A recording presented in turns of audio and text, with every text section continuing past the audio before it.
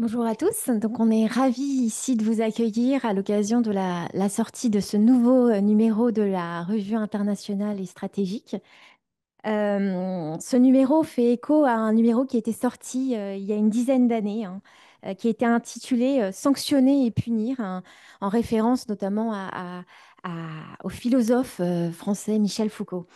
Julia Tomasso, donc ici à ma droite, et moi-même avons donc co-dirigé ce numéro et nous avons effectivement souhaité revisiter ce thème, hein, à l'aune notamment de l'actualité bouillonnante, et notamment aussi de la sortie d'une étude qui nous a alertés, une étude du Center of Economic Policy Research, donc paru pardon, en 2023, qui estimait effectivement que les régimes de sanctions imposés par les États-Unis et l'Europe avaient causé la mort d'environ 38 millions de personnes entre 1971 et 2023, soit l'équivalent à peu près de 1500 décès quotidiens. Donc c'est précisément dans ce constat que s'inscrit ce nouveau numéro de l'ARIS que nous avons intitulé Vivre sous sanctions économiques, impact, contournement, réalignement. Et donc effectivement, c'est en explorant ces trois notions que ce dossier en fait vise véritablement à pour objectif. Il n'a pas eu l'idée en fait de comprendre comment ces sanctions fonctionnaient et comment en fait si elles étaient efficaces. L'idée c'est pas ça. L'idée c'est au contraire en fait de proposer un autre regard où d'un côté en fait on essaie d'analyser les impacts directs notamment sur les acteurs étatiques et non étatiques, et puis au niveau aussi de la société de manière large, hein, sur l'environnement, les écosystèmes, sur la criminalité, la corruption, etc. Et puis, bien entendu, au niveau étatique, hein, essayer de comprendre les réalignements hein, stratégiques et les stratégies aussi de contournement de ces sanctions qui sont au cœur de notre vue. Les sanctions, en effet, elles imposent aux populations notamment de contourner le circuit économique financier conventionnel pour pouvoir simplement survivre. Et puis, effectivement, les États doivent aussi également trouver d'autres alliances stratégiques, diplomatiques, pour à la fois maintenir leur balance commerciale et puis, de l'autre côté, s'assurer évidemment des appuis stratégiques et militaires. Donc ces acteurs non étatiques ont le choix, en fait, entre guillemets, le choix de profiter soit en fait de ces sanctions pour créer des rentes quelque part et s'enrichir, accumuler des richesses. C'est le cas, par exemple, des oligarchies dans certains pays comme la Russie, l'Iran aussi, dont Julia vous parlera.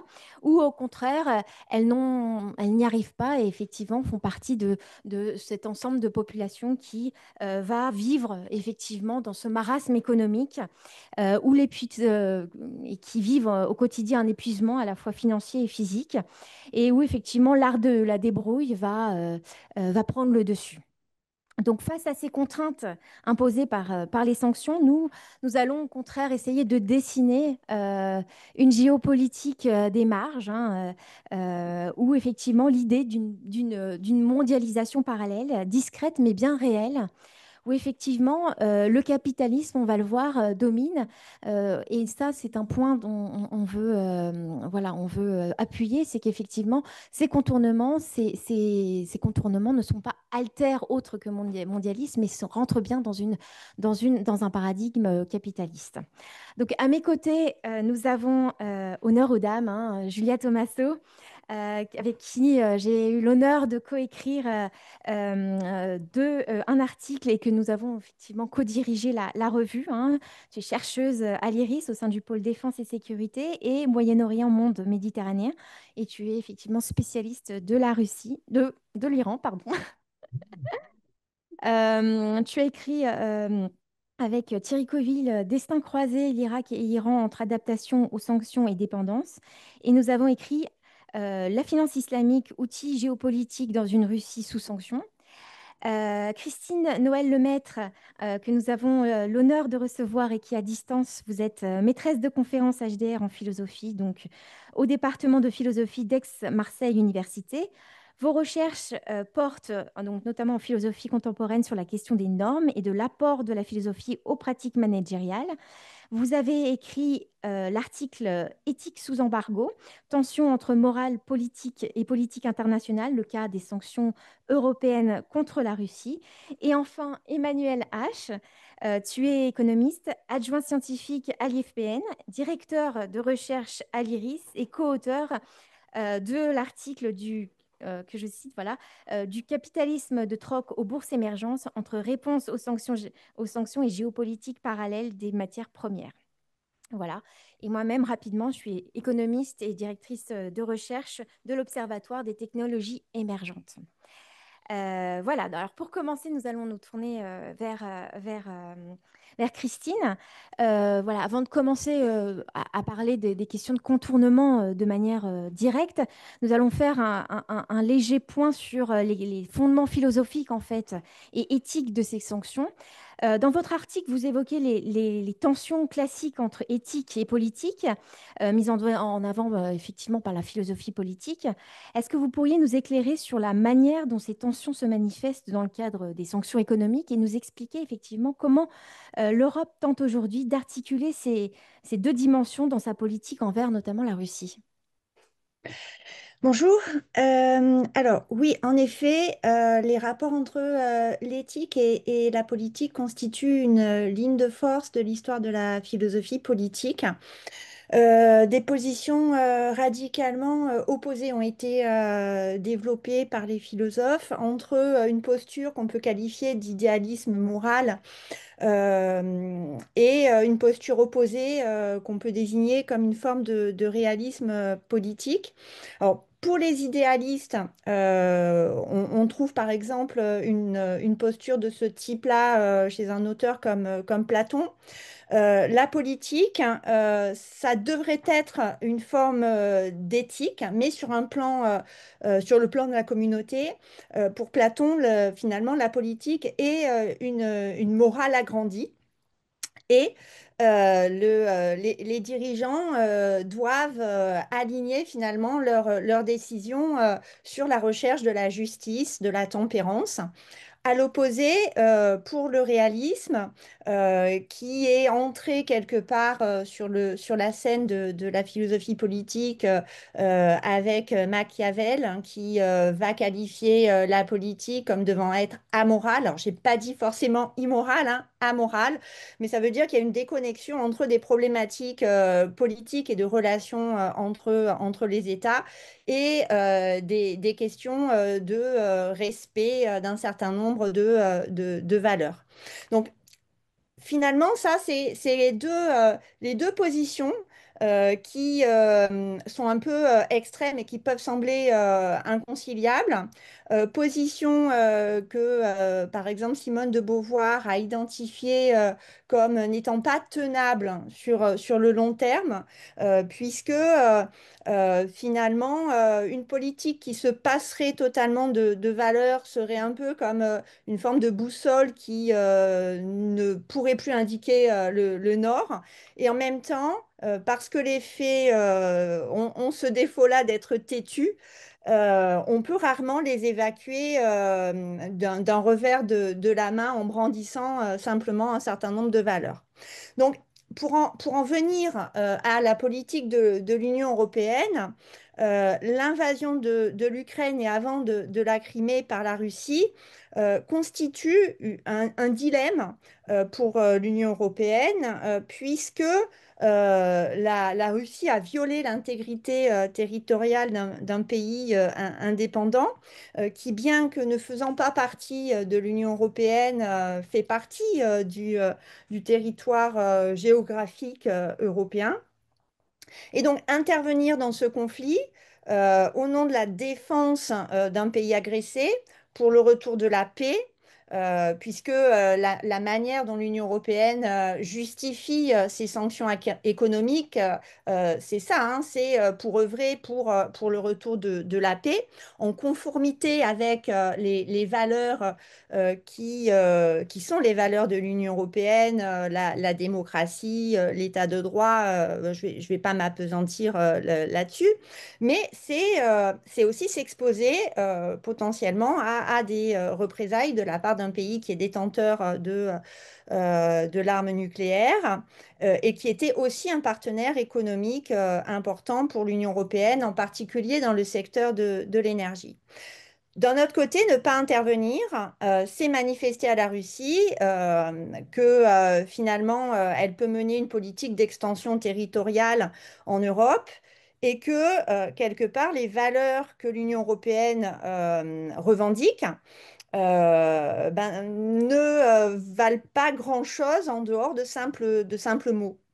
Donc tout l'enjeu pour l'Union européenne est de trouver le moyen de tenter de développer une stratégie qui soit suffisamment coûteuse pour la Russie sans que le coût économique pour les pays de l'Union européenne ne soit trop important et d'essayer de se placer dans une forme de posture intermédiaire entre réalisme politique et finalement idéalisme moral, en cherchant à répondre et à satisfaire un certain nombre de critères qui sont des critères qui sont posés par exemple par un philosophe comme Michael Walzer dans la manière dont il a théorisé la notion de guerre juste.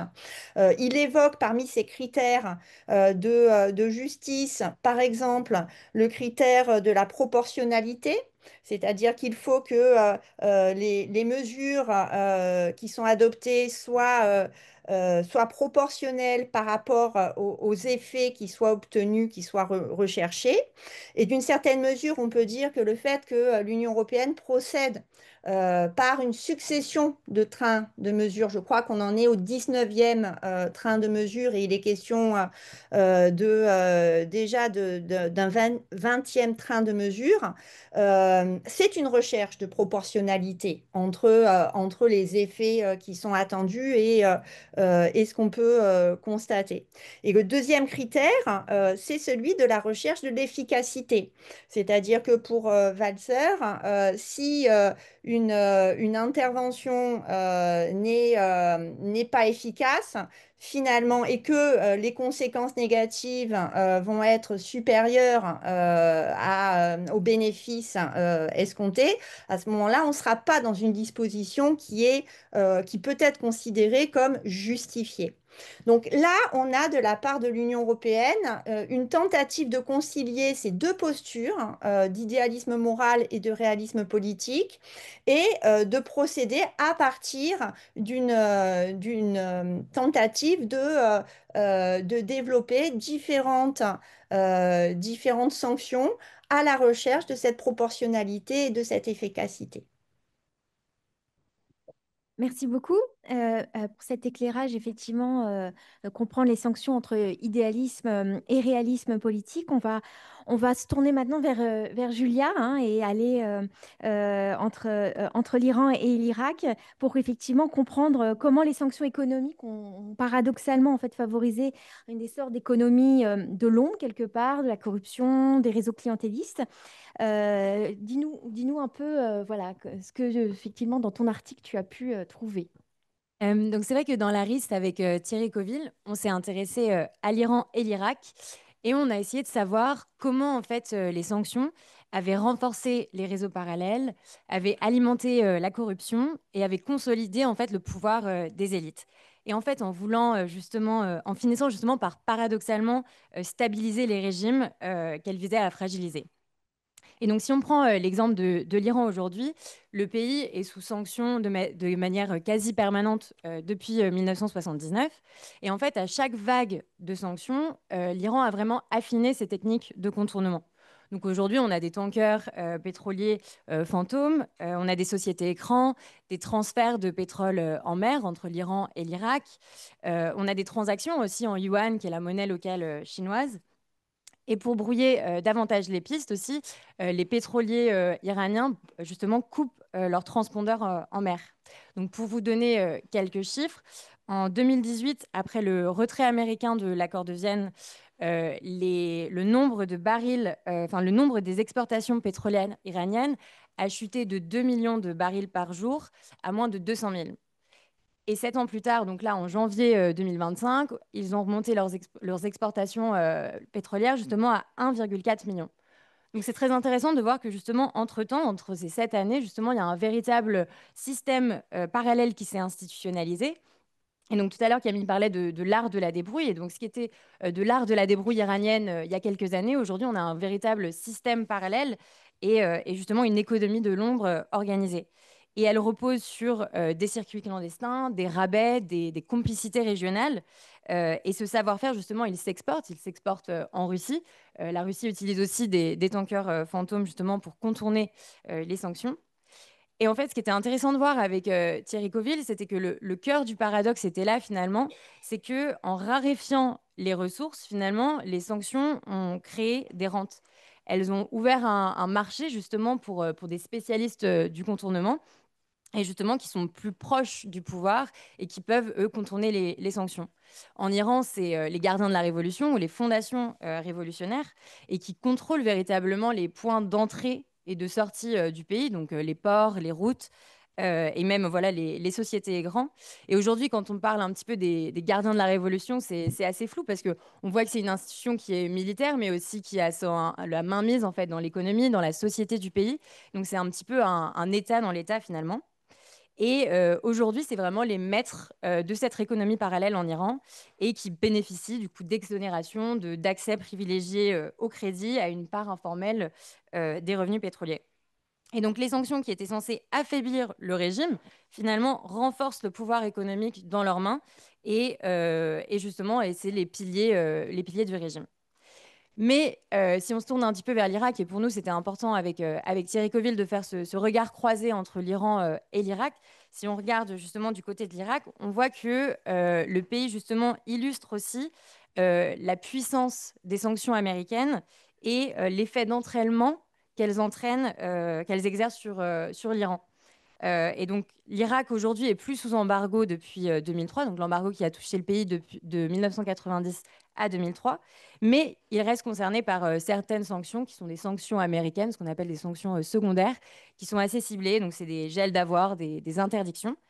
Et ce qui est intéressant, c'est que en fait, Bagdad ne peut pas vraiment s'opposer aux sanctions américaines aujourd'hui parce que c'est un petit peu l'allié des États-Unis et que les États-Unis aussi contrôlent une grande partie en fait, des revenus pétroliers irakiens. Donc ça veut dire que les États-Unis ont un peu la main sur le budget et en fait pourraient geler le budget irakien. Et donc ça veut dire que aujourd'hui, l'Irak est censé verser à chaque fois en dollars sur des comptes à la Central Bank of Iraq, à la Federal Reserve Bank de New York, ses revenus pétroliers. Et donc, en parallèle de ça, donc on a un Irak qui est dépendant des États-Unis et on a aussi un pays qui dépend fortement du gaz iranien. Donc il y a vraiment ce jeu de dépendance croisée entre l'Iran et l'Irak et que l'Irak a besoin du gaz iranien pour produire son électricité. Or, ce même gaz est sanctionné par les États-Unis. Et donc, résultat, le pays se trouve un petit peu coincé en fait entre deux dépendances, celle des États-Unis et celle, enfin d'un côté financier, et celle de l'Iran sur le plan énergétique. Donc c'est une situation paradoxale et difficile à gérer pour Bagdad dans son contournement des sanctions. Et tout à l'heure, je parlais de corruption politique sur l'Iran avec les gardiens de la révolution. On n'a pas la même chose en Irak, mais c'est un peu c'est une situation un peu similaire, ça prend différentes formes. En fait, après 2003, il y a le système des grades spéciaux qui s'est mis en place et qui sont en fait les partis du pouvoir qui placent leurs alliés en fait à la tête des ministères et des grands contrats. Donc ça veut dire que les postes publics aujourd'hui deviennent des outils de clientélisme. Donc, résultat, on a une société qui est davantage fragmentée, une population qui est désabusée, et le système se maintient. Et on a pu voir dans l'actualité récente, justement, des manifestations en Irak. On a d'un côté, en fait, les populations sunnites qui s'opposent au gouvernement du fait de leur marginalisation. De l'autre, on a les populations kurdes et chiites qui justement sont en réaction à la corruption de la classe politique et qui manifestent justement contre le gouvernement central. Et les sanctions américaines ne font qu'exacerber finalement cette situation et ce système clientéliste et exacerbent en fait la fragmentation du système politique et économique irakien. Mais les sanctions économiques ou les effets des sanctions économiques ne s'arrêtent pas là. Ça ne produit pas que du repli interne pour l'Iran et l'Irak. En fait, elles reconfigurent aussi les relations régionales. Et en Iran, on sait qu'il y a eu la fermeture des marchés occidentaux, donc américains, européens, et qui a provoqué pour l'Iran un recentrage stratégique dans la région. Donc l'Iran s'est intéressé depuis plusieurs années, mais à la Chine, à la Russie, à la Turquie aussi, à l'Irak, comme je disais tout à l'heure, aux Émirats arabes unis. Pour vous donner un petit peu des chiffres pour la Chine, la part du marché chinois en Iran est passée de 26% en 2020 à 28% en 2023. Et en fait, c'est un petit peu entre l'Iran et la Chine, c'est un peu un échange de bons procédés. D'un côté, on a l'Iran qui garantit la vente de pétrole à la Chine, mais à un prix subventionné. Et de l'autre, on a la Chine qui s'engage justement à investir dans les secteurs de l'énergie, du transport en Iran, dans le cadre des nouvelles routes de la soie. Et en Russie, c'est un petit peu, on va dire que les échanges économiques sont beaucoup plus modestes. Il y a des initiatives qui sont en place, comme par exemple le corridor Nord-Sud, qui devrait relier justement l'Inde à la Russie en passant par l'Iran. Mais on a surtout une coopération militaire qui s'est intensifiée depuis le début de la guerre en Ukraine. Donc l'Iran envoie des drones, des Shahed 136 à la Russie, que la Russie aujourd'hui développe elle-même sur son territoire. Donc voilà, et en Irak, c'est la même chose. Les sanctions reconfigurent un petit peu les complicités régionales, les relations régionales, à cause de la dépendance à l'Iran. Et finalement, ça pousse le pays à développer ses partenariats, à diversifier ses partenariats. Et l'Irak aujourd'hui développe notamment, justement, des partenariats avec la Turquie, par exemple, les pays du Golfe, le Turkménistan et cherche à composer en fait dans un contexte géopolitique où il essaye de transformer en fait la contrainte en opportunité et toujours dans un cadre de dépendance croisée. Et au fond, ce qu'on a fini par conclure avec Thierry Coville dans cet article, c'est qu'est-ce que nous disent ces deux trajectoires, finalement, ces deux parcours? C'est que les sanctions, en fait, visent à transformer justement des États, visent à détruire des États autoritaires, finalement, mais ne réussissent pas et transforment juste ces États-là. Et en fait, renforce les acteurs qui sont les mieux connectés, donc par exemple les gardiens de la révolution, et marginalise les autres, donc les populations civiles. Et elles installent aujourd'hui des économies parallèles, des économies de l'ombre, et finalement, elles affaiblissent l'état de droit, mais elles n'affaiblissent pas nécessairement l'état lui-même. Et donc, en Iran, comme en Irak aujourd'hui, la sanction est devenue un mode de gouvernement, et c'est ce qu'on explique aussi dans l'article, parce que c'est une bataille un petit peu discursive aussi du régime vers la population pour galvaniser la population. Et donc, comment expliquer à la population qu'elle doit consommer local, produire national. Et donc, on a la sanction qui est utilisée finalement comme une ressource politique par les régimes et qui, du coup, transforme la sanction en ressource économique presque. Et donc, elle nourrit aussi l'idée un petit peu d'un nous assiégé contre un eux. Et c'est justement c'est dans cette dialectique que réside un peu sa force paradoxale. Et donc, pour finir, on a pu conclure que justement, en affaiblissant, les sanctions affaiblissent les marchés officiels, mais nourrissent justement les économies de l'ombre. Et c'est un petit peu dans ce jeu complexe que le système se maintient. Merci beaucoup, Julie. Alors, tu as dressé un peu une géopolitique parallèle des matières premières. Je me tourne vers toi, Emmanuel, qui a écrit un article consacré au troc, en fait, comme retour, en fait, comme réponse aux sanctions et aux outils de sécurisation stratégique. Tu parles notamment de barter. Peut-être qu'effectivement, il faudra faire un point là-dessus. Et puis, dans quelle mesure, effectivement, le troc et ces formes de commerce compensé permettent-ils réellement aux pays sous sanctions de contourner efficacement ces sanctions et de maintenir les échanges commerciaux? Merci pour ta question. Bonsoir à toutes et à tous. Tout d'abord, je voudrais vous remercier de nous avoir donné, avec ma co-autrice, l'opportunité d'écrire un article dans la revue et bien évidemment pour la participation à la conférence. Alors effectivement, tout ce que tu as dit, Julia, c'est une très très bonne passerelle pour parler en fait des barters. Alors les barters, de manière très simple, c'est du troc. Alors bien évidemment, des barters, vous allez avoir énormément de formes de barters que vous allez pouvoir observer. Alors quand je dis observer, bien évidemment, la majeure partie des transactions en fait sous barter, ce sont des transactions qui sont très peu transparentes, bien évidemment. très difficile à estimer, il faut aller chercher dans la presse. Qu'est-ce qu'on a comme type de barter? On a des barters très simples, c'est-à-dire, par exemple, ce dont tu parlais, un pays produit du pétrole, l'autre produit du gaz, ils vont faire un équivalent et ils vont échanger. Ça ne passe par aucun réseau financier international. Ça permet tout simplement de faire une équivalence. C'est tout simplement tout ce que nous avions, j'allais dire, au premier temps de l'économie, c'est-à-dire tu as quelque chose, j'ai quelque chose, on l'échange. Ça peut devenir un tout petit peu plus sophistiqué lorsqu'on parle notamment de ce qu'on appelle des buybacks. Vous êtes un producteur de pétrole, mais vous ne pouvez pas raffiner le pétrole, donc vous allez l'exporter vers un pays qui, lui, le raffine. Il va vous rembourser en produits pétroliers. Ça sert notamment à tous les pays qui n'ont pas la capacité financière d'investir dans notamment les capacités de raffinage. Des barters comme ça, on peut en voir notamment avec un pays comme le Nigeria qui a très peu de capacité de raffinage, mais qui peut bien évidemment exporter beaucoup de pétrole. Et puis après, on peut encore complexifier, c'est-à-dire que vous avez des barters, notamment, vous allez échanger d'une matière première contre un bien, autre bien ou des services. Et là, c'est par exemple, alors ça va peut-être vous faire rire parce qu'on est en 2025, mais en 2021, il y a un célèbre barter entre l'Iran et la Chine, notamment l'Iran a exporté des pistaches qui ont été, dont l'équivalence a été des produits manufacturés. Vous voyez, on peut utiliser la pistache dans les années 60. Cuba et l'URSS utilisaient notamment le cigare pour régler des échanges en pétrole. Dans les années 80, les États-Unis, ce n'est pas réservé uniquement aux pays sous sanctions, le barter. Les États-Unis ont exporté de la bauxite à la Jamaïque. Pardon, la Jamaïque a exporté de la bauxite aux États-Unis contre des produits laitiers et des produits en poudre, notamment. Donc, si vous voulez, quelque part, le barter, c'est quelque chose qui peut être très institutionnalisé. Si vous avez quelques souvenirs historiques de la période 1990, le barter le plus connu, c'est pétrole contre nourriture, qui a été notamment encadré sous l'égide de l'ONU, mais qui n'était malheureusement pas aussi transparent qu'il n'y paraît. Pourquoi? Parce que certains acteurs en fait, de ce barter ont fini tout simplement en prison. Ça veut dire quoi? Ça veut dire que tout simplement, on peut avoir diverses formes. Alors quand je dis diverses formes, on peut aller aussi jusqu'à des barters matières premières contre infrastructures. J'ai besoin d'un aéroport, j'ai besoin d'une infrastructure routière, je vends un métal particulier, un minerai particulier, et bien évidemment, bah, on va échanger la matière première contre la promesse d'une construction d'une infrastructure. On peut aussi avoir des barters financiers.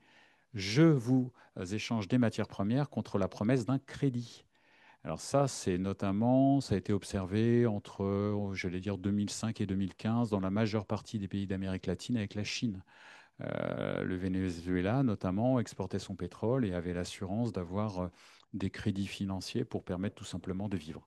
Et on peut tout à fait estimer qu'aujourd'hui, on a aussi ce type de barter financier avec des pays qui sont soit sous sanctions, soit qui sont en très très grande difficulté financière. Donc ça veut dire quoi? Diversité des barters. Pourquoi les matières premières sont souvent utilisées dans les barters? C'est que tout simplement, encore aujourd'hui, encore, nous sommes en 2025, 28% du commerce mondial en valeur, ce sont des matières premières. Donc, ça veut dire que utiliser les matières premières en fait dans un barter, c'est tout simplement pour un pays pouvoir continuer à commercer. Alors, ça ne veut pas dire forcément que le pays va être en capacité d'assurer l'entièreté de son commerce, mais ça lui permet notamment, de survivre. Pour le pays qui, lui, organise le barter, si vous prenez par exemple les barters financiers, entre le Venezuela et la Chine, ça permettait aussi à la Chine d'être assurée en fait d'un remboursement. Donc c'est une garantie aussi très importante en fait pour le pays qui va fournir le crédit. Je vous fournis un crédit avec un taux d'intérêt qui est remboursé en pétrole.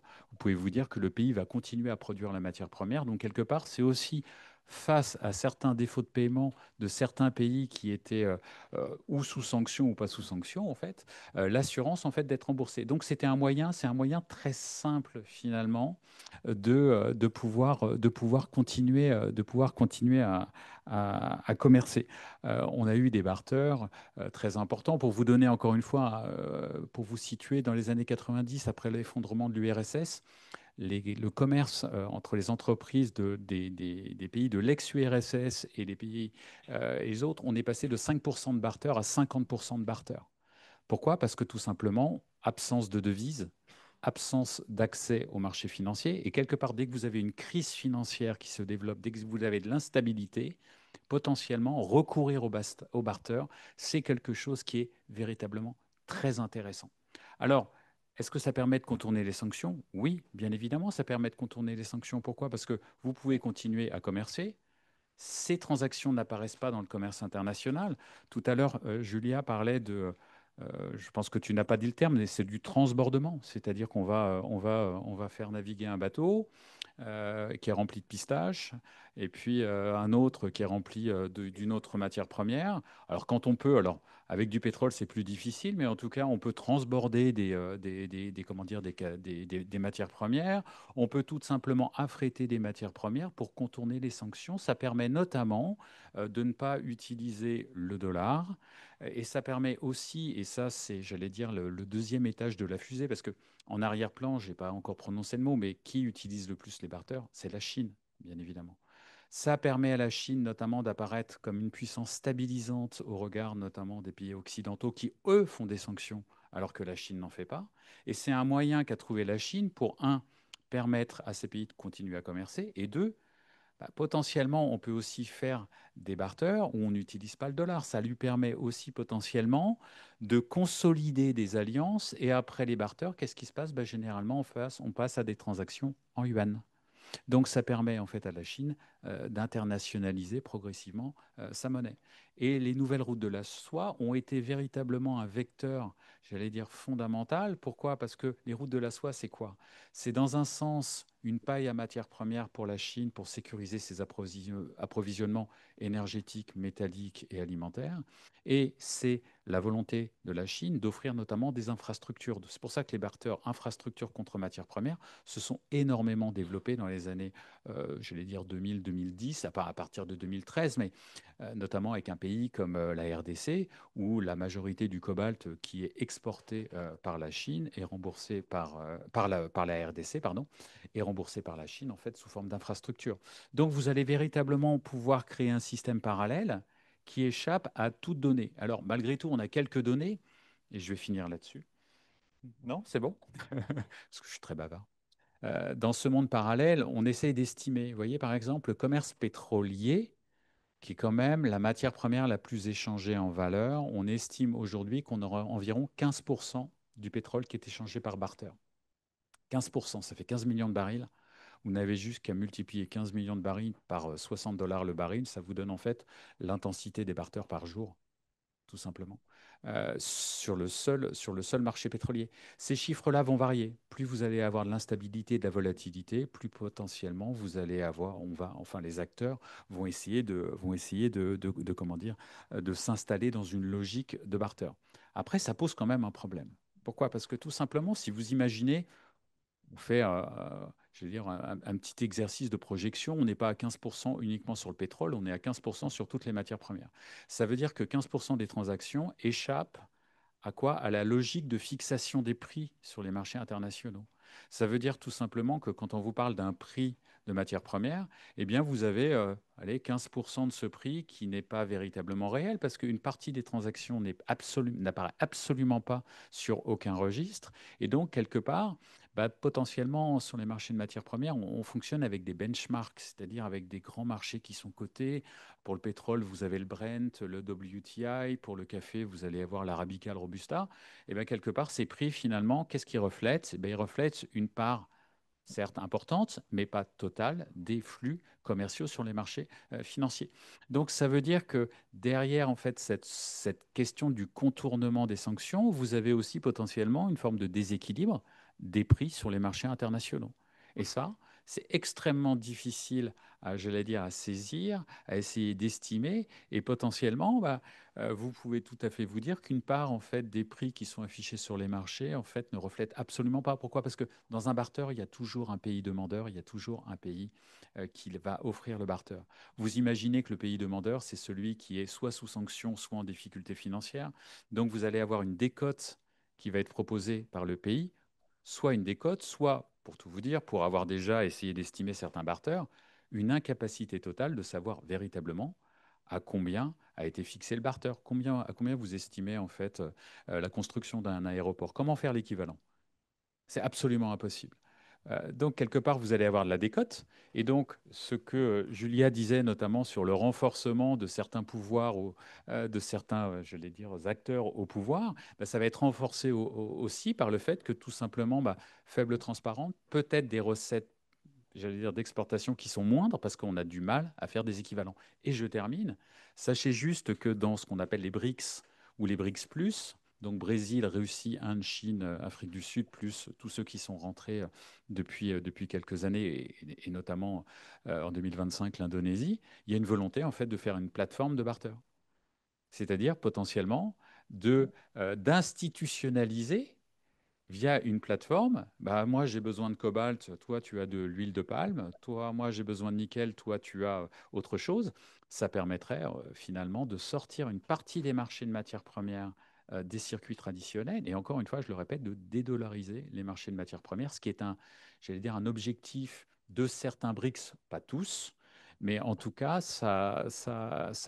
potentiellement, ça sera créateur de déséquilibres, notamment sur les marchés et bien évidemment pour les États-Unis. Merci Emmanuel, passionnant ces questions justement de compréhension de ce qu'il y a en dehors du champ économique conventionnel, hein, de cette on va dire, dark side of the moon presque, hein. Je trouve ça passionnant. On parlera également des questions de dédollarisation à la fin de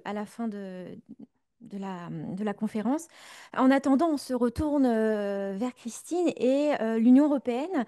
Dans à la fin de votre article, vous mentionnez une recherche menée sous l'égide de la Fondation des sciences sociales entre 2022 et 2023. Et cette recherche montre effectivement que l'acceptabilité des sanctions par les citoyens européens repose davantage sur une dimension symbolique que sur leur efficacité réelle. Alors, comment expliquez-vous ce décalage entre la justification morale des sanctions et leur impact concret de l'autre côté? Alors, tout à fait.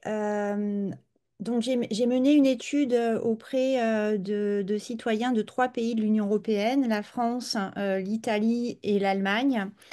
Donc, lors des entretiens que j'ai menés, qui se sont déroulés en 2 temps, donc il y a d'abord une première série d'entretiens qui ont été menés en 2023, et puis j'ai ensuite eu une deuxième série d'entretiens avec les mêmes personnes pour voir comment leur évaluation avait pu évoluer au fil des mois.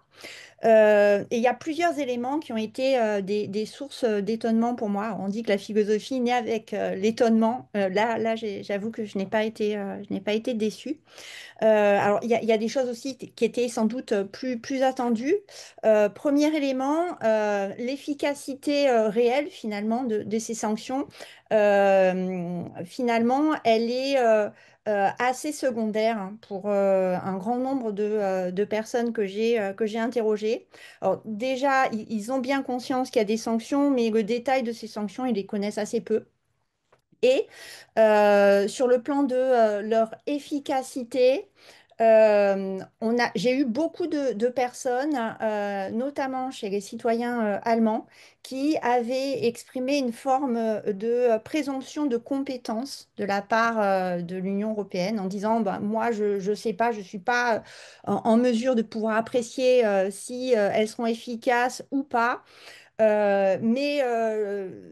Finalement, les instances de l'Union européenne, si elles les ont adoptées, c'est qu'elles ont des bonnes raisons de le faire. Et donc, finalement, elles doivent penser que c'est efficace. Donc ça, c'est un premier élément.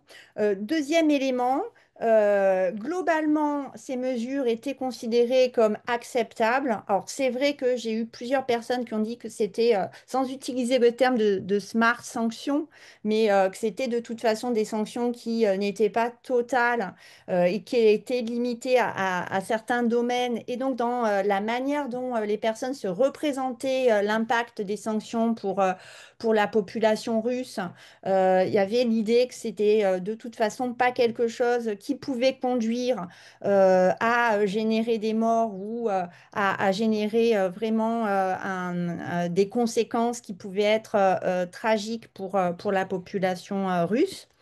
Mais ce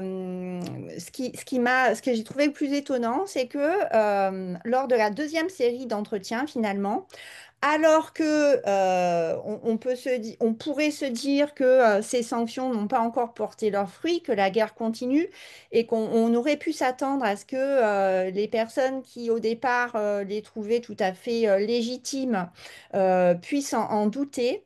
Globalement, les personnes étaient encore plus favorables et les trouvaient encore plus légitimes que lors de la première série d'entretiens.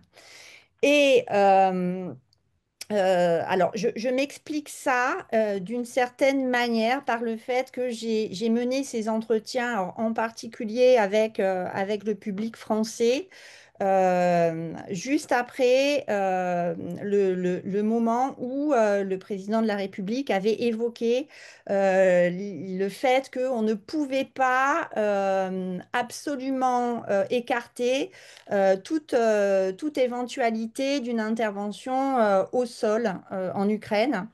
Et donc finalement, les sanctions économiques apparaissaient comme une sorte de piste à explorer en les renforçant encore davantage pour écarter l'éventualité d'entrer dans une guerre physique vis-à-vis de la Russie, qui est quelque chose qui, a priori, générait beaucoup de peur. Donc j'ai eu plusieurs remarques me disant qu'il fallait les durcir davantage. Et je me souviens en particulier d'un jeune étudiant qui m'a dit, mais moi je veux pas mourir pour l'Ukraine. Donc il faut faire davantage de sanctions parce qu'il faut absolument qu'on vienne pas à la possibilité d'une intervention physique.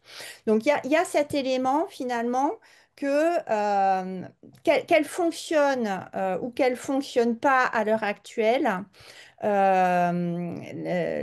en tout cas au moment où j'ai mené ces entretiens, les sanctions étaient perçues comme à la fois permettant de manifester que l'Union européenne agissait, intervenait, s'opposait à l'invasion de la part de la Russie, mais aussi c'était perçu comme une décision susceptible de différer ou d'écarter une autre forme d'intervention dans un conflit qui aurait pu opposer l'Union européenne et la Russie. Donc ça, c'est un premier élément.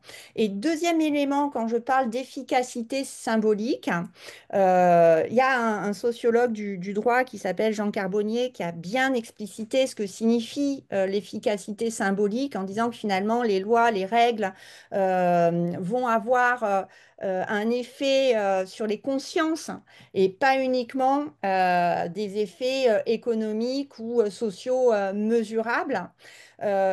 Ces sanctions, j'ai pu identifier dans les entretiens qu'elles avaient eu pour effet de rappeler aux citoyens que l'Union européenne n'était pas juste une entité économique de libre-échange, mais qu'elle pouvait aussi prétendre à entrer dans une forme d'existence politique. Et c'est quelque part aussi une épreuve du feu pour montrer que finalement les différents pays de l'Union européenne peuvent se mettre d'accord ou pas pour prendre une décision collective, que les institutions ne sont pas bloquantes, mais qu'elles permettent de pouvoir, sur un certain nombre de sujets relatifs à la défense de l'Union européenne ou relatifs à la position par rapport à un pays comme la Russie, à parler d'une seule voix et à adopter un certain nombre de décisions.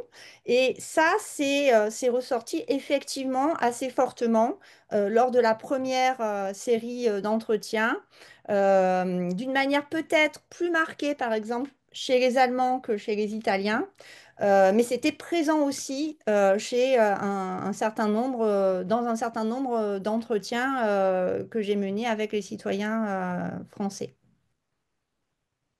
Merci beaucoup pour cet éclairage. Alors effectivement, après avoir vu l'impact éthique en fait, en quelque sorte, des sanctions, on retourne en Chine et on va essayer de comprendre quel est l'impact de ces sanctions sur le système financier et monétaire. Emmanuel, effectivement, est-ce que tu peux nous éclairer sur le rôle des bourses chinoises dans la stratégie de la Chine visant effectivement à internationaliser le yuan, donc la monnaie locale, et à réduire les dépendances vis-à-vis du dollar, hein, dans le commerce, notamment des matières premières. Oui. Merci. Alors, euh, historiquement, il y a trois phases, j'allais dire, de la montée en puissance de la Chine sur les marchés de matières premières. Et justement, je vais essayer de relier cette continuité qu'il pourrait y avoir en fait entre les barters et puis la mise en place des bourses de matières premières en Chine. Fin des années 90, on va avoir ce qu'on appelle la politique dite du Go Global. C'est-à-dire le gouvernement chinois essaye d'inciter les entreprises chinoises à aller sur des marchés extérieurs. Et ces marchés extérieurs, au début des années 2000, ce sont généralement des marchés, des pays en fait, qui sont très peu investis par les pays occidentaux et qui sont la plupart en fait sous sanctions. Et donc, on va commencer à développer justement des barters avec ces pays-là. Pourquoi? Parce que ça permet à la Chine d'arriver avec des solutions face à ces problématiques, notamment de sanctions. Deuxième étage de la fusée, je vous en ai parlé tout à l'heure, c'est les nouvelles routes de la soie à partir de 2013. Là, qui est véritablement une manière de canaliser certains barters, notamment, et d'utiliser les matières premières. Ce qui se passe, c'est que la Chine, à partir du milieu des années 2010, fait face à un véritable paradoxe. C'est que la Chine, c'est le pays qui représente plus de 50% en fait, de la consommation de matières premières au niveau mondial. Et pourtant, elle n'est pas ce qu'on appelle un price maker, c'est-à-dire qu'elle ne fait pas les prix sur le marché. Et pourquoi elle ne fait pas les prix sur le marché, malgré en fait, son poids dans le commerce international? C'est que tout simplement, j'allais dire les benchmarks, c'est-à-dire la manière de concevoir les prix sur les marchés internationaux, ils sont faits où? Ben, ils sont faits tout simplement à Londres pour les métaux, c'est ce qu'on appelle le London Metal Exchange. Ils sont faits à Chicago avec le Chicago Mercantile Exchange, qui sont des bourses traditionnelles qui ont été implantées au 19e siècle, notamment, et qui reflétaient, j'allais dire, le poids géoéconomique en fait, des pays occidentaux. Et à partir du milieu des années 2010, la Chine commence tout simplement à se dire, mais nous, on consomme beaucoup de matières premières et pourtant, on n'est pas faiseur de prix. Donc, il y a cette problématique qui est très importante pour la Chine. Pourquoi? Parce que, un, elle n'est pas, j'allais dire, faiseuse de prix, mais deuxièmement, les prix des matières premières sont fixés en dollars. Et ça, pour la Chine, c'est un problème. Pourquoi? Parce que vous avez donc deux risques à gérer. Un risque de volatilité et un risque de volatilité des prix des matières premières en elles-mêmes et un risque qu'on appelle de change, tout simplement. La Chine donc décide d'essayer de tenter de lancer des contrats sur ces marchés boursiers, notamment à Shanghai. Vous avez un très très grand marché financier maintenant à Shanghai lié aux matières premières, à Guangzhou également. Va lancer un premier contrat sur l'énergie en 2018 en yuan, ça ne marche pas. Va essayer d'adosser en fait ce contrat énergétique sur l'or. Pourquoi? Parce que tout simplement, elle se dit qu'il y a certains pays qui ont des réserves en or et qui vont pouvoir investir sur ce marché-là. Ça a du mal à prendre, et puis progressivement, 7 ans plus tard, qu'est-ce qui se passe? Ben, en fait, les deux principales bourses de matières premières au monde, en termes de contrats échangés, c'est en Chine. Aujourd'hui, il y a plus de contrats matières premières à Shanghai et à Guangzhou qu'au Chicago Mercantile Exchange et qu'au London Metal Exchange. Et qu'est-ce qui se passe? Eh bien, on commence à avoir un benchmark chinois, notamment sur les matières premières métalliques. C'est tout à fait logique, hein. La Chine consomme quasiment 60% des métaux au niveau international. Donc, vous avez des contrats en yuan sur les matières premières métalliques. Et donc, qu'est-ce qui se passe aujourd'hui? On parle beaucoup de fragmentation aujourd'hui ou de géofragmentation des économies, mais on a une géofragmentation aussi des benchmarks. C'est-à-dire que vous commencez à avoir un prix, j'allais dire occidental, des bourses occidentales, et vous allez avoir un prix asiatique. Et cette question-là s'est renforcée, notamment à partir de la guerre en Ukraine. Pourquoi? Parce que certains marchés occidentaux ont commencé à dire, nous n'acceptons pas, par exemple, le nickel en provenance de Russie, nous n'acceptons pas le cobalt en provenance de Russie. Qu'a fait la Chine? Ben, elle a dit, ben, nous acceptons bien évidemment le nickel en provenance de Russie, le cobalt en provenance de Russie, par contre en yuan. Et donc, ça a permis notamment de développer des échanges avec la Russie dans une autre monnaie. Bien évidemment, à côté de ça, vous avez aussi des barters traditionnels.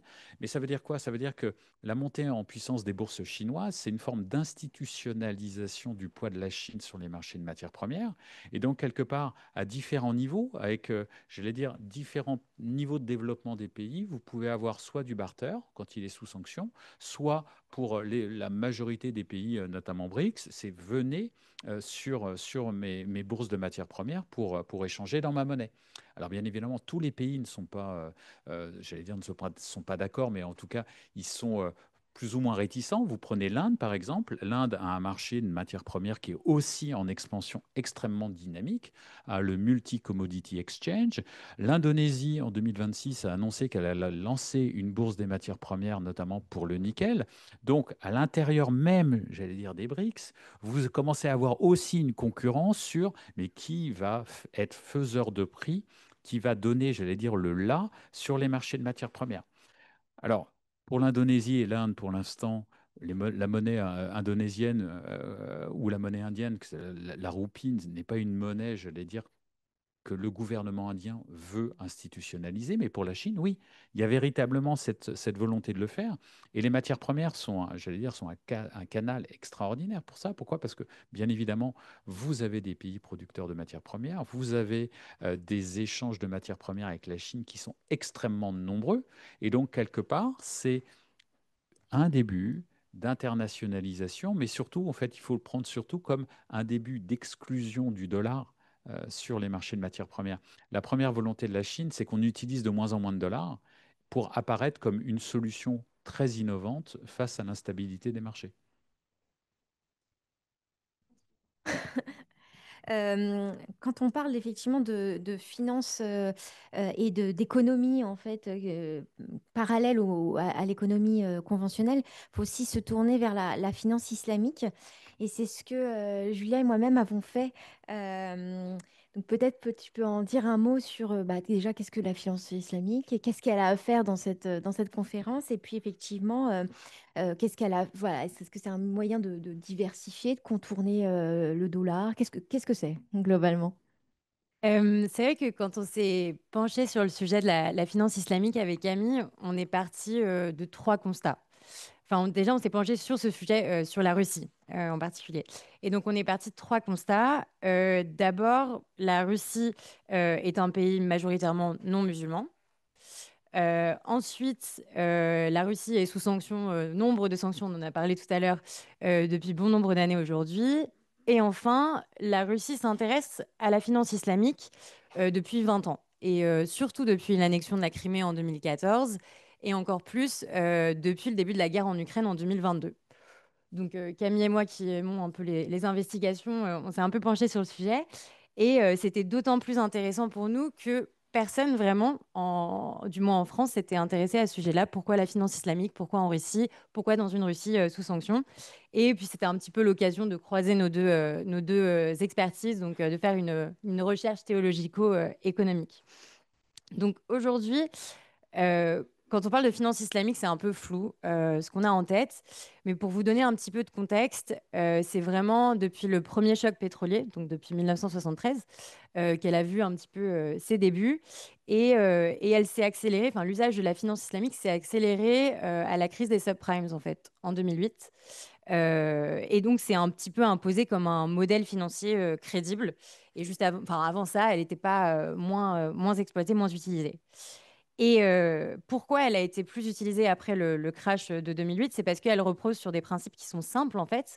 C'est l'interdiction de l'intérêt, de la spéculation, de l'incertitude et les 3 P, donc ce qu'on appelle le partage des profits et des pertes. Donc évidemment, la finance islamique n'a pas été impactée par le crash boursier de 2008, donc ça a intéressé beaucoup de pays et donc beaucoup de pays sous sanctions. Et donc, si on se concentre maintenant sur la Russie, pourquoi cet intérêt pour la finance islamique? En fait, il n'est pas nouveau, il a commencé dans les années 90. Et donc, il y a eu la première banque islamique à Moscou. Et c'est donc vraiment après 2014 que ça a eu un intérêt en fait stratégique ou une dimension stratégique pour Poutine. Et en fait, ce qu'on a découvert avec Camille, c'est que Poutine voyait vraiment en la finance islamique une opportunité. Pour trois raisons. D'abord, c'était parce que ça permettait à la Russie de diversifier en fait ses canaux d'approvisionnement et ses sources de financement. Ensuite, ça consolidait en fait la base électorale justement musulmane qui est perçue comme fidèle à Poutine. Et ça, on le sait peu aujourd'hui justement. Et enfin, ça renforçait aussi les liens justement de la Russie avec le monde musulman dans un moment aujourd'hui qui est charnière où la Russie, elle se positionne vraiment comme pivot vers le sud global. Donc, pour diversifier ses financements, la Russie, elle a mis en place la finance islamique, donc surtout depuis 2017, avec plein d'institutions russes, justement. Donc, par exemple, la Amal Finance House au Tartastan, en Tchétchénie aussi, au Daghestan. Et en 2023, il y a une étape majeure qui a été franchie. Elle a été couverte par le Courrier international en France. En fait, il y a une loi fédérale qui a été votée en Russie et qui autorise aujourd'hui, à titre expérimental, la finance islamique dans 4 régions à majorité musulmane. Donc, c'est-à-dire le Tartastan, le Daghestan, la Tchétchénie et le Bakortostan. Et donc ça, c'était vraiment un signal fort finalement parce que ça montrait que l'État russe en fait reconnaît officiellement la finance islamique aujourd'hui comme un segment légitime de son architecture financière. Mais ce qui est important aussi de comprendre avec la finance islamique dans une Russie sous sanctions, c'est que c'est pas seulement un outil financier en fait, c'est aussi, ça fait partie de la société et c'est une question de société finalement. Aujourd'hui, il y a 26 millions de musulmans en Russie et aux dernières élections législatives, il y avait entre 80 et 85% de musulmans qui ont voté pour Poutine. Donc en fait, Poutine voit en la finance islamique un peu un levier d'intégration, c'est stratégique pour lui, il l'instrumentalise parce qu'elle répond d'un côté à des valeurs religieuses et de l'autre, elle consolide justement la loyauté politique. Ça renforce l'État justement un peu traditionnel, enfin l'idée d'un islam en fait traditionnel et loyal à l'État russe et patriote justement intégré au projet national.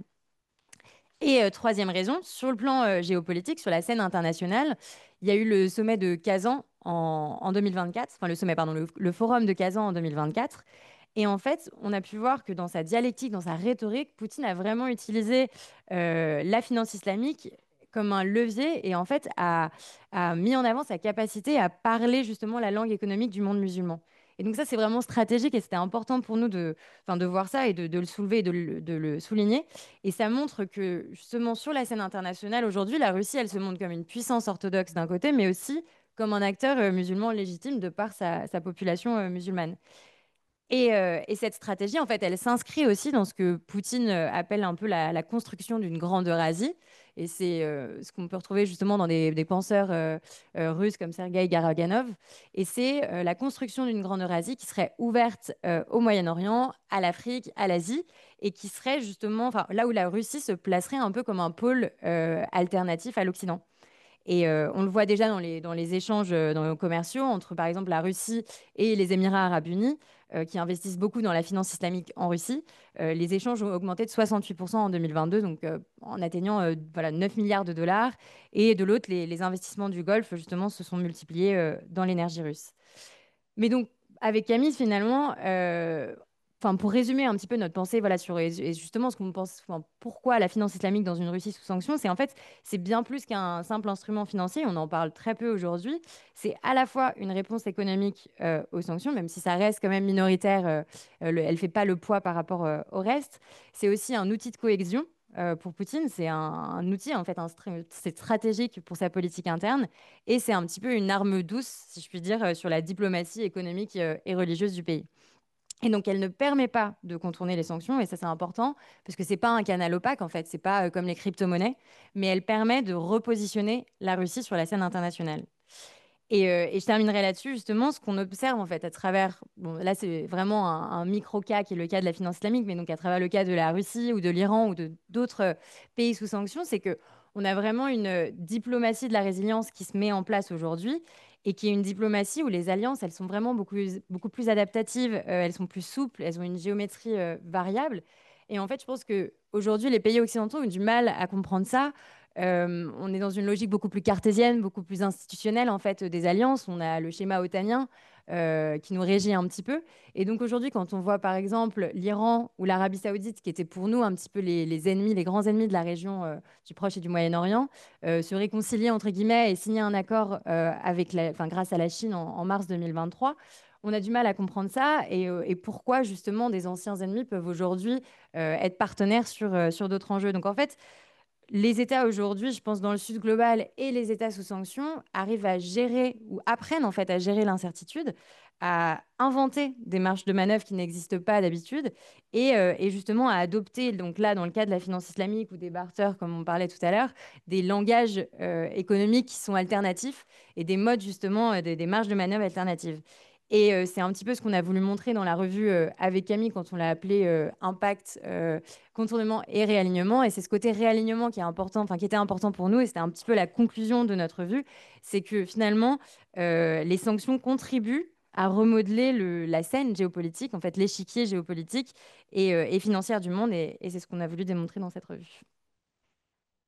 Donc on voit bien effectivement, Julia, que dans un monde de plus en plus mondialisé, en fait, où les échanges ne sont plus que dépassent en fait, voilà, le traditionnel échange du sud vers le nord, et on a de plus en plus d'échanges de sud à sud, que effectivement ça recompose complètement la question des sanctions, où effectivement on a des alternatives au dollar qui sont de plus en plus en fait porteurs, hein. Voilà, ça peut être la finance islamique, l'émergence de bourses notamment en Chine, comme on l'a vu, et puis effectivement des crypto-monnaies aussi, la création de monnaies de banques centrales comme par exemple le yuan, hein, qui vont permettre en fait de créer des alternatives au dollar, puisque le dollar effectivement, à partir du moment où on commerce en dollars, on s'expose à des lois extraterritoriales américaines, et donc potentiellement on peut tomber sous le coup de sanctions, de sanctions. Et donc effectivement on a des sanctions qui, bien que effectivement on peut le voir en filigrane, dont l'efficacité est potentiellement est interrogeable, on a le maintien de sanctions qui sont effectivement qui sont de plus en plus importantes et de plus en plus coercitives finalement, parce qu'effectivement on a les États-Unis qui cherchent à conserver un leadership mondial et qui voient effectivement un mouvement de dédollarisation à l'œuvre, auquel effectivement mouvement la Chine est effectivement en tête, hein, comme on l'a vu, on l'a vu. Et donc l'idée c'est effectivement de voir que un déplacement où voilà ce que disait Montaigne, que l'économie était faite pour pacifier les mœurs, a justement un changement de paradigme dans lequel l'économie au contraire est vecteur quelque part d'agressivité, hein, puisque c'est ce qu'on voit effectivement à l'œuvre, notamment dans la politique économique américaine. Alors bien qu'effectivement les sanctions non, sont de nature différente de la politique commerciale et notamment douanière, hein. Ce sont deux instruments différents, hein. Qui émane effectivement d'une volonté de punir quelque part, et l'autre c'est un instrument économique traditionnel, hein, comme décrit par les fondateurs de l'économie, hein, voilà. Donc deux choses différentes, mais on voit bien que la politique américaine est de plus en plus agressive et utilise notamment les sanctions, mais aussi les droits de douane comme des sanctions de plus en plus pour pouvoir imposer et continuer d'imposer leur leadership mondial. Et donc, effectivement, on a réussi, enfin, il me semble, à poser cette triple question de l'impact, mais aussi des contournements, hein, via notamment la question de la déglobalisation, et puis des réalignements stratégiques avec l'émergence, effectivement, des BRICS de plus en plus forts. Des BRICS de plus en plus forts. On va passer à présent aux questions, hein, aux questions de la salle. Est-ce que vous avez voilà, des questions? Sinon, je commence par voir, voilà, lire les questions qui sont en ligne. Oui.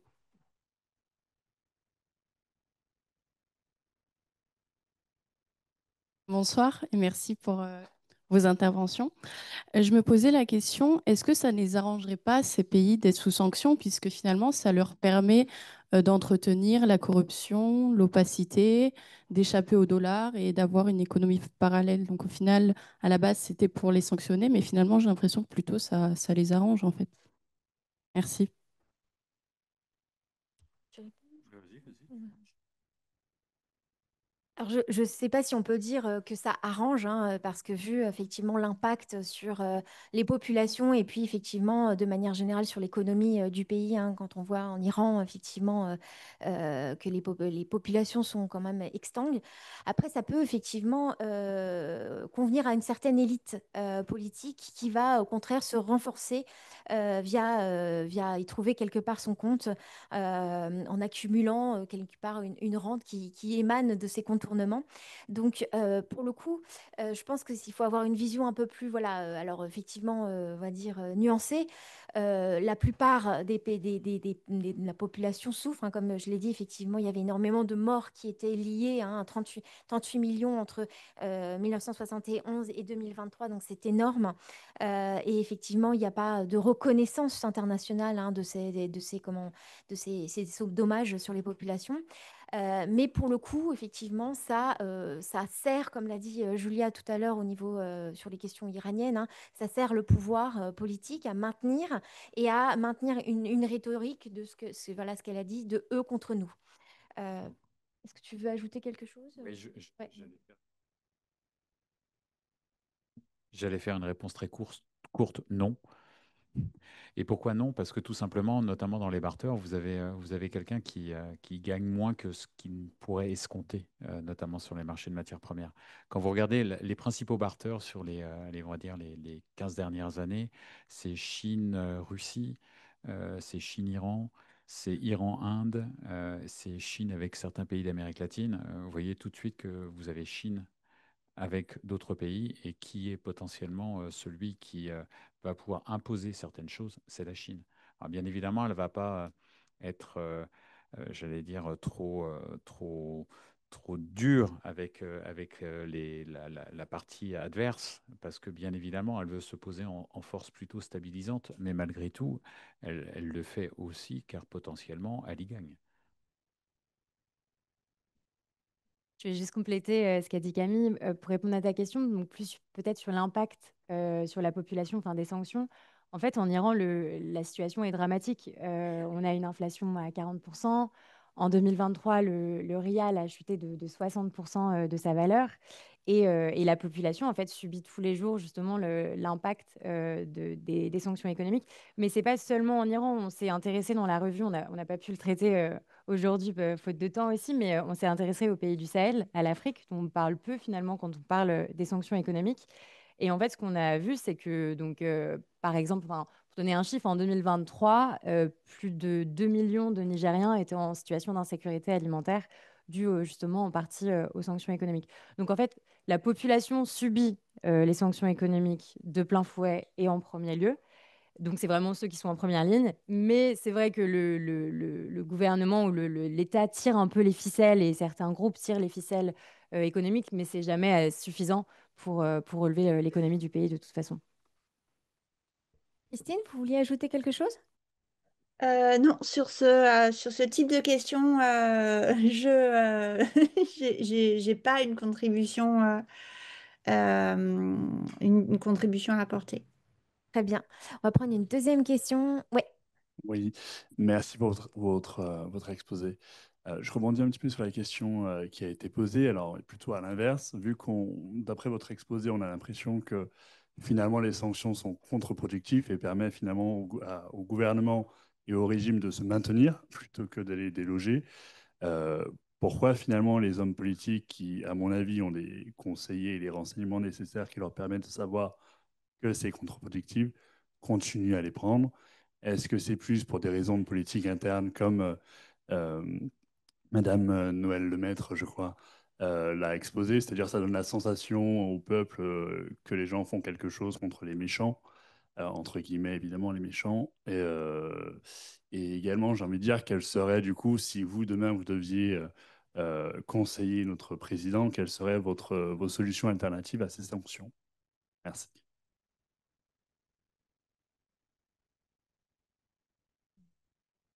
On va peut-être prendre une autre question comme ça. Oui, monsieur. Bonjour, merci pour la conférence. Moi, j'ai deux questions sur les barters, donc du coup, peut-être plus pour Monsieur H, mais après, je vais me poser la question. Vous avez bien présenté que les barters, c'est pas qu'un instrument de contournement des sanctions, que ça concerne des pays qui sont pas sous sanctions, comme le Nigeria, vous avez dit, qu'il y a des pays qui sont plus instigateurs comme la Chine, qui ont des volontés derrière. Mais quels peuvent être les avantages que voit un pays qui n'est pas à l'investigation de ce type de transactions d'y recourir s'il n'est pas sous sanction et s'il n'a pas d'autres intérêts, en tout cas apparents, ou quel intérêt voit-il? Et une seconde question qui serait peu dans la poursuite de ça, vous parlez effectivement qu'il y a une volonté de dollarisation de beaucoup d'États, notamment de la Chine, qui veut imposer le yuan. Est-ce qu'il y a de la place pour une autre devise, je pense à l'euro, mais pas forcément, dans ce peut-être dédollarisation du marché, ou est-ce que la Chine a tous les atouts pour imposer sa monnaie? Merci. Julia? Je vais essayer de répondre à votre question sur quoi faire justement à la place de ces sanctions. J'ai pas vraiment de réponse. Mais en fait, je pense que, et Christine Noël Lemaitre l'a mentionné tout à l'heure, et c'était David Turtry qui avait dit ça, un chercheur, qui parlait du train des sanctions. Et qu'en fait, on a tendance à ajouter des sanctions les unes à la suite des autres en pensant un petit peu que toujours plus de sanctions va être plus efficace et va réussir à faire plier l'État. Je ne pense pas que ça réussisse. Si je pouvais donner peut-être un conseil sur les sanctions économiques, même si je m'y connais très peu pour conseiller le président là-dessus, je pense qu'il faudrait juste mieux les cibler.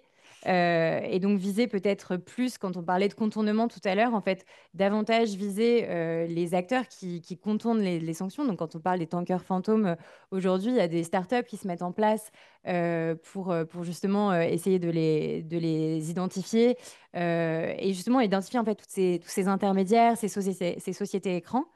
Et puis des sanctions qui prendraient davantage en considération l'impact et l'impact humanitaire en fait que ça cause sur les populations. Donc je pense que les sanctions peuvent être une partie de la solution, mais ça n'est jamais complètement. Et je pense aussi que la coordination entre les acteurs est importante et entre les pays qui sanctionnent aujourd'hui. Je pense que renforcer la coopération peut être plus intéressante et plus efficace.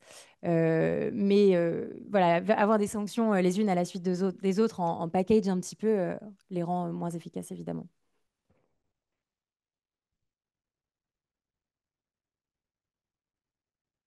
La question sur les barters. Alors, qu'est-ce qu'on peut avoir comme avantage en fait pour un barter? Ben, sachez déjà que c'est très commun de faire des barters, notamment dans le secteur de l'armement.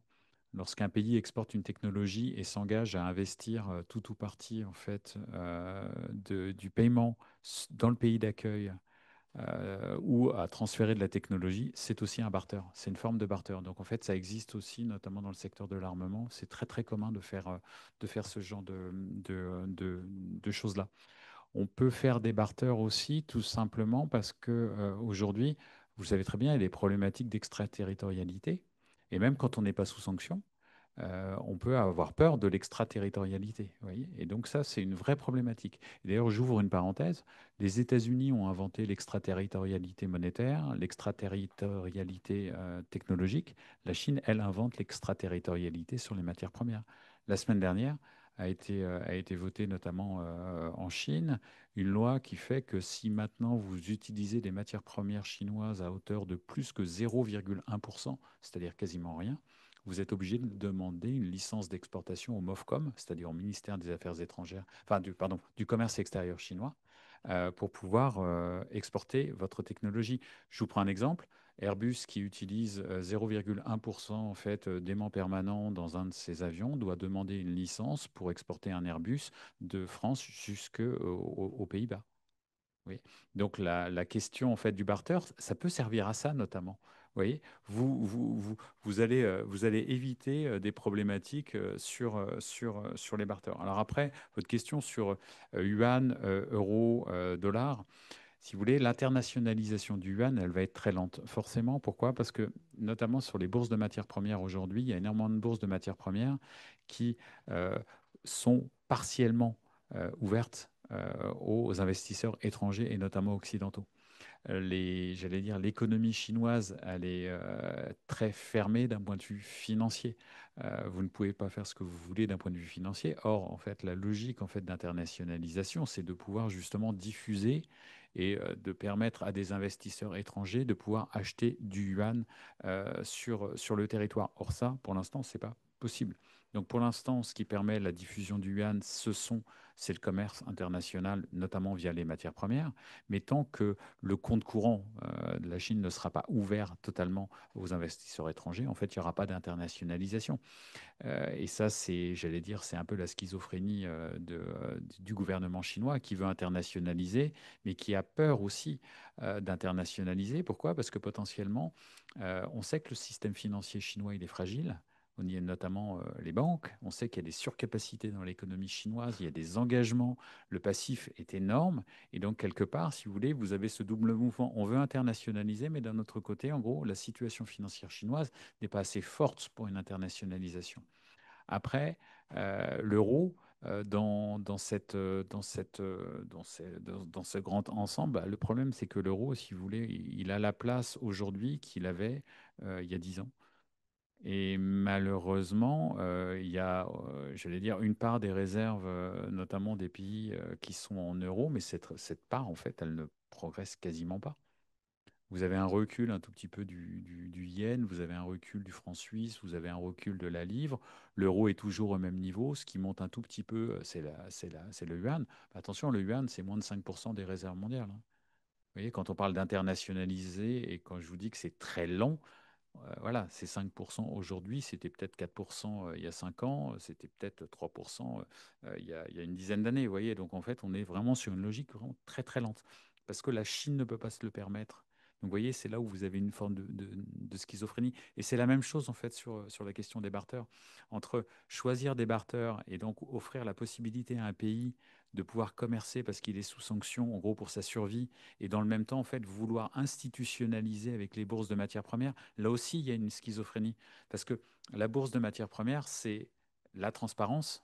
Le barter, c'est l'opacité. Vous voyez, là aussi, il y a une forme de schizophrénie. Mais c'est tout à fait logique parce que la Chine est à un moment un petit peu charnière où justement, on se pose la question, c'est vers plus de transparence ou vers plus d'opacité. Vous voyez. Et donc, quelque part, c'est pour ça qu'aussi ce dossier, il est très pertinent de le faire aujourd'hui, de parler des sanctions, du contournement des sanctions, parce que justement, on est à un nœud en termes de période historique. Et désolé, j'ai été un peu... Pas du tout. On va prendre une question en ligne qui concerne Christine et notamment votre enquête, l'enquête que vous avez menée. Les personnes interrogées sont-elles informées du fait que lors de la guerre d'Irak déclenchée par les États-Unis et suivie militairement par beaucoup de pays européens, y compris l'Ukraine, il n'y a pas pu avoir de sanctions et donc que le deux poids, deux mesures est énorme? Alors, l'argument du deux poids, deux mesures, hein, il a pu être évoqué par un certain nombre de personnes interrogées justement pour essayer de se démarquer de cette idée de légitimité. Mais il a été assez rare, hein. En fait, hein, ce qui a surtout ce qui est surtout ressorti, c'est l'idée de proximité géographique et le fait que ce conflit soit aux portes de l'Union européenne l'a rendu quelque part plus c'est délicat hein, ce que je vais dire, mais l'a rendu plus crucial et du coup semblait justifier davantage l'imposition de sanctions que d'autres types de conflits pour lesquels les personnes interrogées se sentaient moins concernées personnellement. Ensuite, je me permets de rebondir sur la question une des questions qui venait d'être posée sur le fait que finalement ces sanctions peuvent être inefficaces ou contournées. Alors, en psychologie, on sait bien que ce n'est pas parce que quelque chose que l'on met en place, une stratégie qu'on développe va échouer, qu'on ne va pas persévérer. C'est même le contraire en fait. C'est-à-dire qu'il y a une lente psychologie qui montre que c'est justement lorsqu'une stratégie est coûteuse, et là on en est, comme je disais tout à l'heure, au 10e train de mesures de sanctions contre la Russie. C'est justement parce que on a fait l'effort, on a répété dans la volonté d'affirmer que ces sanctions, elles sont nécessaires, qu'on les affirme, qu'on les augmente, que c'est d'autant plus difficile de se rétracter ou de faire machine arrière, parce que c'est coûteux de se dire que ce qu'on a mis en place a échoué. Et ça, on le voit très bien sur un plan individuel, par exemple. C'est un peu la même démarche qu'un joueur qui se dit qu'il a perdu beaucoup d'argent, mais il va continuer à jouer encore et encore en espérant que ça finisse par payer. Donc quand bien même enfin, je sais pas, hein, je suis pas en train de dire que je sais ce que les politiques ont en tête. Euh, mais loin de là. Mais c'est une démarche qui peut sembler peut-être étonnante ou contre-intuitive, mais qui s'explique parce que c'est très coûteux de venir contredire ou revenir en arrière d'une politique qu'on a impulsée et confirmée par toute une série de mesures.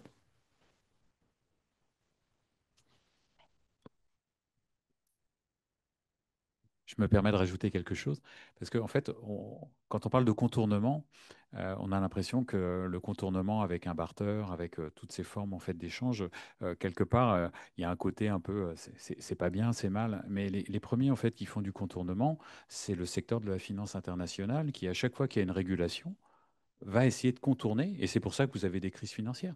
La crise des subprimes, c'est un contournement des régulations en fait de la fin des années 1990. Et donc, quelque part, c'est fondamentalement humain quand vous avez une régulation, que ce soit une régulation institutionnelle ou une sanction, d'essayer de contourner par les moyens. Donc, encore une fois, c'est humain. Il y a d'autres-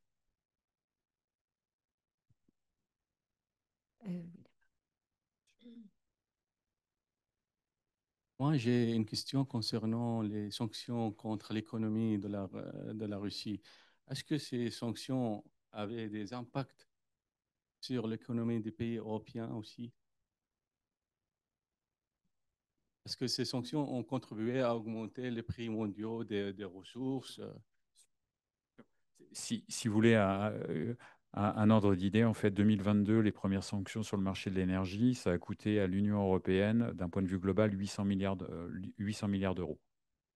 Toutes les mesures qui ont été prises, notamment les boucliers tarifaires, les subventions en fait, des prix de l'énergie, prix du gaz, prix du pétrole, prix des produits pétroliers, ça a été estimé chez Chèque Énergie, notamment en France, ça a été estimé à 800 milliards. Donc on peut estimer en gros le coût des sanctions pour ceux qui ont mis les sanctions. Oui. Vous pourriez aussi l'estimer en fait sur les marchés des métaux où aujourd'hui, par exemple, au London Metal Exchange, étant donné qu'on n'accepte pas les métaux russes, on fait payer une surprime à ceux qui font des métaux qui sont non russes. Vous voyez, donc en gros, vous allez payer plus cher le nickel acheté en fait sur le marché de la bourse de Londres parce que c'est pas un métal russe, alors que la Chine, elle, va acheter du métal russe moins cher. Donc ça explique aussi une part de la compétitivité à terme en fait de ces économies.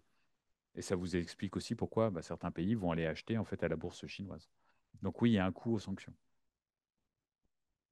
Oui, bonjour, bonjour. Oui, tout d'abord, merci du coup pour vos interventions. Et ma question concerne la diversification des sources de financement.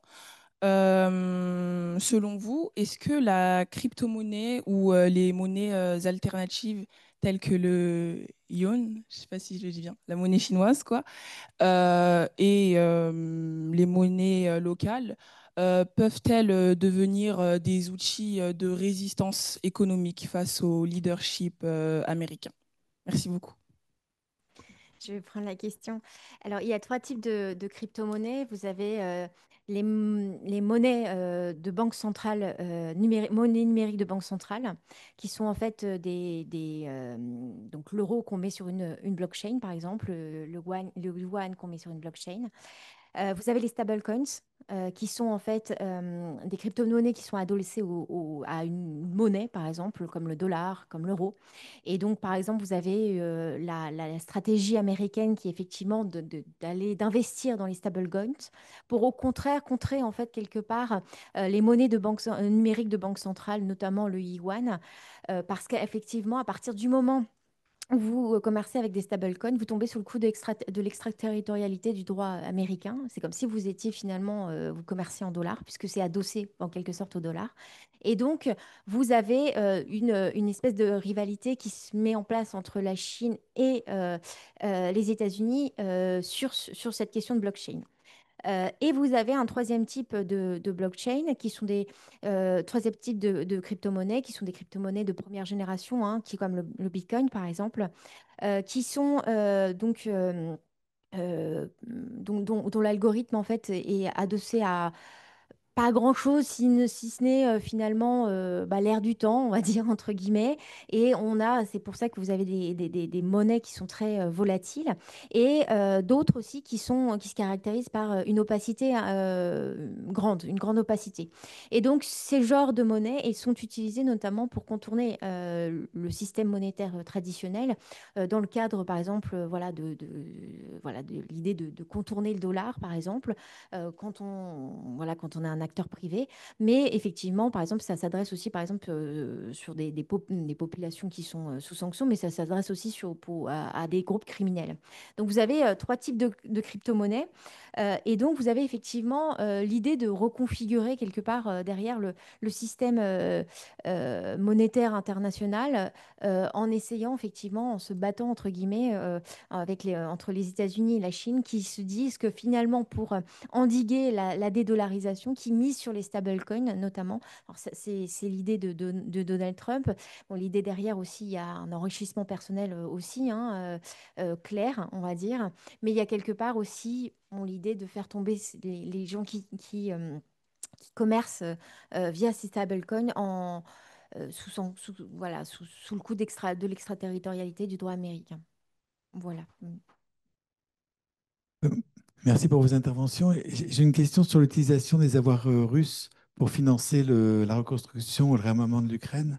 Parce que moralement, on sent que c'est justifiable. Par contre, on sent qu'il y a des hésitations parce que peut-être que c'est illégal d'un point de vue euh, légal et peut-être que ça fait peur parce qu'il pourrait y avoir d'autres pays qui seraient tentés d'utiliser des avoirs d'autres pays. Enfin, quelle est votre position là-dessus? Je crois qu'il y a une décision qui doit être prise rapidement là, par l'Europe dans les prochains jours. Donc, Christine, peut-être un élément de réponse avant que je complète. Le micro. On vous entend plus. Oui, donc juridiquement, je ne sais pas si c'est légal ou pas, mais sans doute hein, la peur de générer un précédent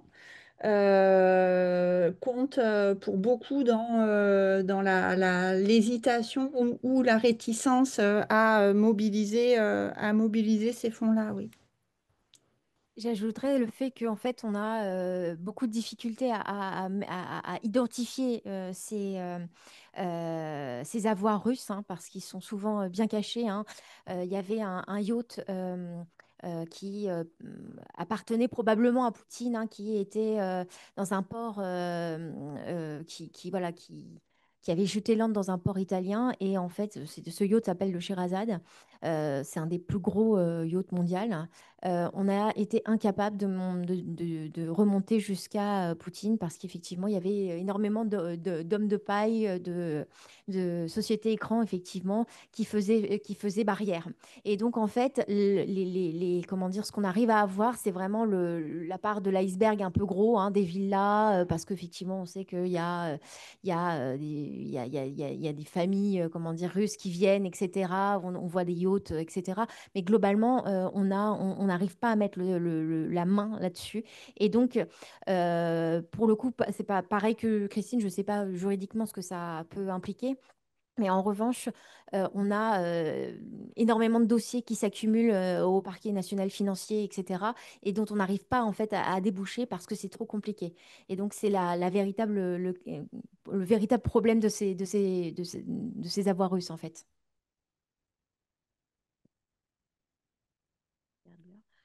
Et il est 58. Si vous avez une dernière question ou dernière.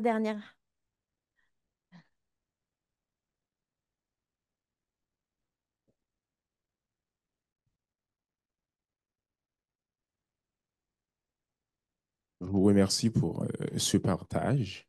Alors, ma question, c'est justement par rapport aux sanctions, aux ripostes chinoises face aux sanctions américaines, en focalisant sur la situation des dirigeants iraniens.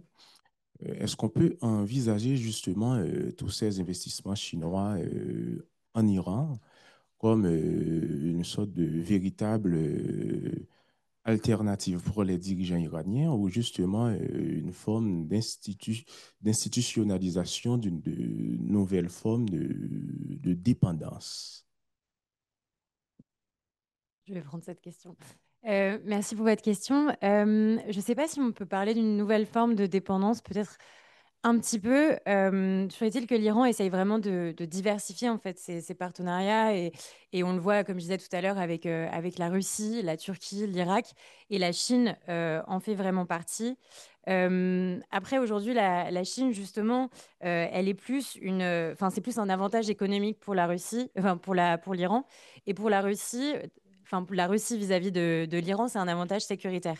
Donc, on a deux dialectiques qui s'opposent, et donc enfin, les relations entre l'Iran et la Chine sont davantage économiques, et on ne peut pas forcément parler de dépendance parce que enfin, ou de dépendance croisée dans ces cas-là, parce que donc on a par exemple tout à l'heure je disais l'Iran qui vend du pétrole à la Chine à un prix subventionné et en échange, la Chine investit en fait dans les secteurs de transport, manufacturier, etc., dans le cadre des nouvelles routes de la soie, comme évoquait tout à l'heure Emmanuel.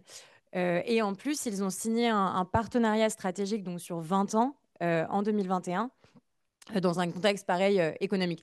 Donc, je pense que si on parle de dépendance, c'est une dépendance croisée entre ces deux pays-là. Et c'est vrai que ça s'oppose pour le coup à la relation que l'Iran mène avec la Russie, qui est davantage sécuritaire.